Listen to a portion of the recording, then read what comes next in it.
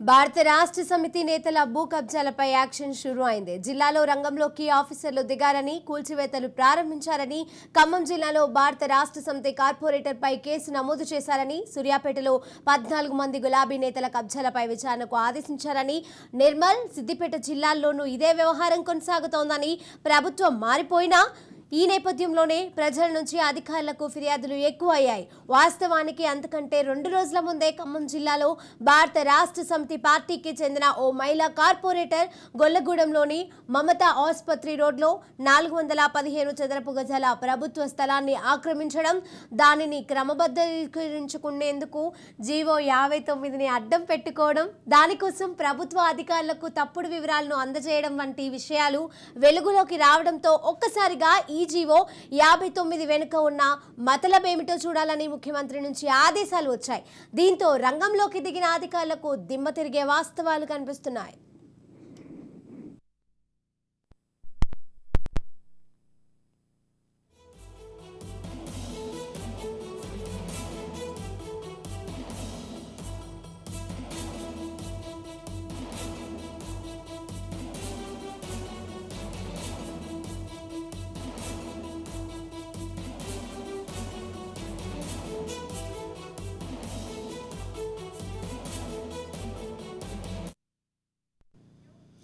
కేసీఆర్ ప్రభుత్వ హయాంలో GO number 59ని ఆగమేఘాల మీద తెరపైకి తీసుకొచ్చారు. ప్రభుత్వం వద్ద డబ్బులు లేకపోవడంతో సరికొత్త ఆదాయ మార్గానికి అప్పట్లో రంగం సిద్ధం చేశారు. దానికోసం జీవో నంబర్ 59ని ప్రవేశపెట్టారు. దీని ప్రకారం సంవత్సరాలుగా ప్రభుత్వ స్థలాలను ఆక్రమించున్న వారికి మార్కెట్ రేటు కంటే తక్కువ ఫీజు చెల్లిస్తే క్రమబద్ధీకరిస్తామని ప్రభుత్వం ఆఫర్ ఇచ్చింది. కానీ ఈ జీవో నంబర్ 59లో విధానాలు చాలా వరకు లోపభూయిష్టంగా ఉండడంతో గులాబీ నేతలు అడ్డగోలుగా పందేరానికి తెరతీశారు. ఎలాగోలాగో అధికారులు కూడా తమ అడుగులకు మడుగులు వత్తేవారు కావడంతో ఎక్కడికక్కడ స్థలాలను ఆక్రమించుకున్నారు. తర్వాత క్రమబద్ధీకరించుకున్నారు. అయితే ఈ క్రమబద్ధీకరణకు సంబంధించి అడ్డగోలుగా నిబంధనలను అతిక్రమించడంతో ఇప్పుడు ఆ విషయాలు ఒక్కొక్కటిగా తెరపైకి వస్తున్నాయి.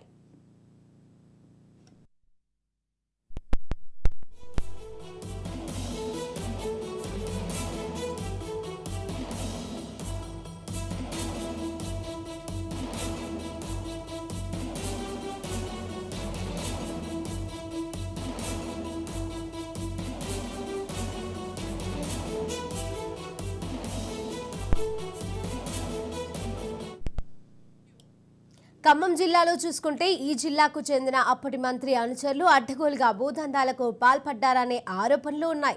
ఆ మంత్రి హయాంలో అధికార పార్టీ నగర అధ్యక్షుడు తన సతీమణి కార్పొరేటర్గా గెలిపించుకున్నాడు. ఆ తర్వాత భూదందాలకు తెల్లేపాడని, అడ్డగోలుగా భూములు ఆక్రమించుకున్నాడనే ఆరోపణలు ఉన్నాయి. పైగా అప్పటి మంత్రి సహకారంతో ఇష్టారాజ్యంగా వ్యవహరించాడు అనే విమర్శలు కూడా ఉన్నాయి.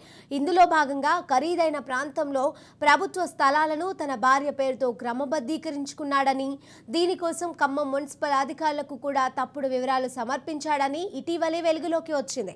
దీంతో ఖమ్మం జిల్లా కలెక్టర్ విచారణకు ఆదేశించడంతో అసలు విషయాలు వెలుగు చూశాయి. ఫలితంగా అతని భార్య పేరు మీద చేసిన రిజిస్ట్రేషన్ కూడా ఖమ్మం జిల్లా కలెక్టర్ రద్దు చేశారు. ప్రస్తుతం ఇలాంటి వ్యవహారాలపై విచారణ కొనసాగుతోంది.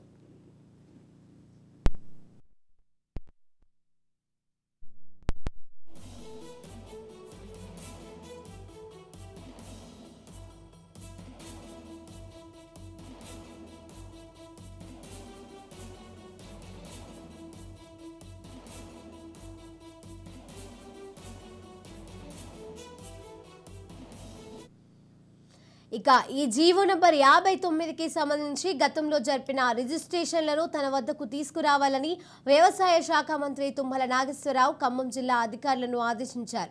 ఏమాత్రం వివరాలు లేకున్నా కూడా రెండవ మాటకు తావు లేకుండా ఆ రిజిస్ట్రేషన్లను రద్దు చేయాలని ఆదేశించినట్టు తెలుస్తోంది. కాగా కేసీఆర్ ప్రభుత్వం జీవో నంబర్ 59ని పేదల కోసం తీసుకొచ్చామని అప్పట్లో చెప్పింది. క్షేత్రస్థాయిలో పూర్తిగా లబ్ధి పొందింది అని మాత్రమే భారత రాష్ట్ర సమితి కార్యకర్తలు అని తెలియజేశారు నాయకులు. ప్రస్తుతం కాంగ్రెస్ ప్రభుత్వం అధికారంలోకి వచ్చిన తర్వాత ఆ జీవో నంబర్ 59కి సంబంధించిన భూ కేటాయింపులను నిశితంగా పరిశీలిస్తోంది. ఇందులో అవకతవకలు ఉంటే ఏమాత్రం ఆలస్యం చేయకుండా వెంటనే ఆ స్థలంలో ఉన్న నిర్మాణాలను కూల్చేస్తోంది. ముఖ్యమంత్రి నుంచి కూడా స్పష్టమైన ఆదేశాలు రావడంతో అధికారులు క్షేత్రస్థాయిలో చాలా వేగంగా అడుగులు వేస్తున్నారు.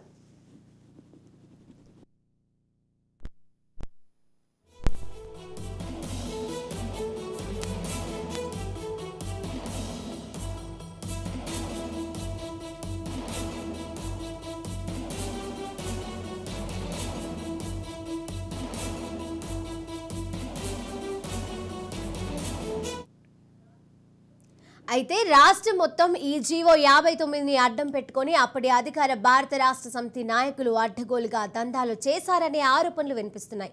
అంతేకాదు అధికారులకు కూడా అదే స్థాయిలో ఫిర్యాదులు అందుతున్నాయి.